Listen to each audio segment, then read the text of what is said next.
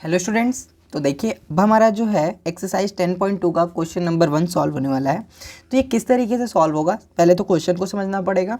Right the equation for X and Y axis. यहाँ पे हमें क्वेश्चन में क्या बोल रहा है, हमें एक्स और वाई एक्सिस के लिए इक्वेशन लिखना है। कैसे लिखेंगे, देखिए सिंपली अगर हम ऐसा ग्राफ देखें, ठीक है, ग्राफ में ये हमारा ओरिजिन होता है जहाँ पे 0,0 पॉइंट होता है। अगर हम यहाँ पे देखें तो ये 1, ये 2, ये 3 इस तरीके से होता है, ये एक्स एक्सिस का। और वाई एक्सिस पे अगर हम देखें तो ये 1, 2, 3, 4 इस तरीके से चलता है। तो अगर हमें क्वेश्चन में बोला हुआ है कि एक्स एक्सिस का इक्वेशन लिखना है, तो एक्स एक्सिस का इक्वेशन लिखने का मतलब क्या है कि ये जो लाइन है एक्स एक्सिस, इसके लिए इक्वेशन लिखना है। तो अगर हम इस पे पॉइंट्स को देखें तो देखिए यहाँ पे अगर हम देखें तो ये तो ओरिजिन है, तो ये 0,0 है। फिर अगर हम इस पॉइंट को देखें तो यहाँ पे हम एक्स एक्सिस पे कितना चल रहे हैं, 1 यूनिट, और वाई एक्सिस पे तो हम कुछ चले ही नहीं, तो यानी वाई एक्सिस वाला जो कोऑर्डिनेट हो जाएगा 0। सेम इसी तरीके से अगर इस पॉइंट का हम देखें तो यहाँ पे हम एक्स एक्सिस पे 2 यूनिट चल रहे हैं और वाई एक्सिस पे 0, तो ये 2,0। इसी तरीके से हम यहाँ पे अगर देखें तो इस वाले पॉइंट पे हम एक्स एक्सिस पे 3 यूनिट चल रहे हैं लेकिन वाई एक्सिस पे 0 यूनिट चल रहे हैं। क्यों? क्योंकि देखिए हम वाई एक्सिस पे तो कुछ भी बढ़ ही नहीं रहे हैं आगे, हम तो बस एक्स एक्सिस पे बढ़ रहे हैं, तो इसलिए वाई का कोऑर्डिनेट 0 होता जाएगा।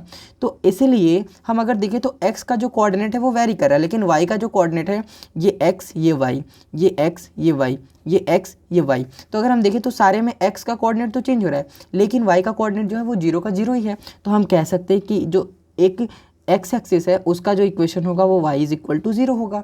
तो यहाँ से हम लिख सकते हैं equation for X axis is equal to y is equal to 0।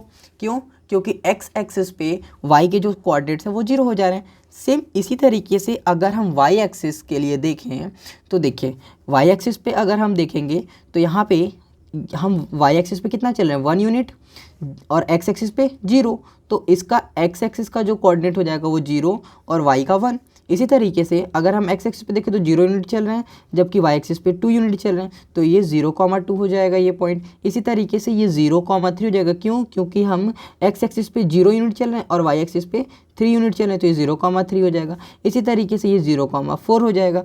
तो अगर हम इस y एक्सिस पे देखें तो x के सारे कोऑर्डिनेट 0 होंगे। क्यों? क्योंकि फर्स्ट वाला x होता है, दूसरा वाला y होता है, तो x के सारे कोऑर्डिनेट 0 हैं। तो यहाँ से हम y इक्वेशन के लिए जो इक्वेशन लिखेंगे वो x इज इक्वल टू 0 होगा।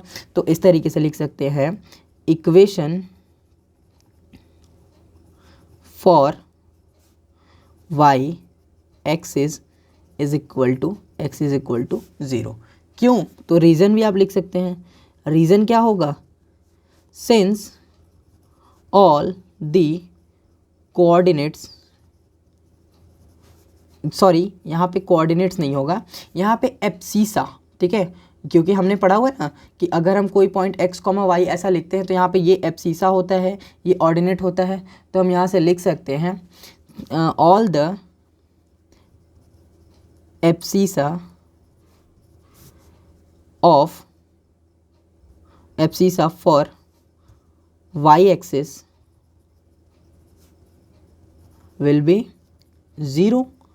और इसी तरीके से हम x एक्सिस के लिए भी लिख सकते हैं all the ordinates for x axis will be 0।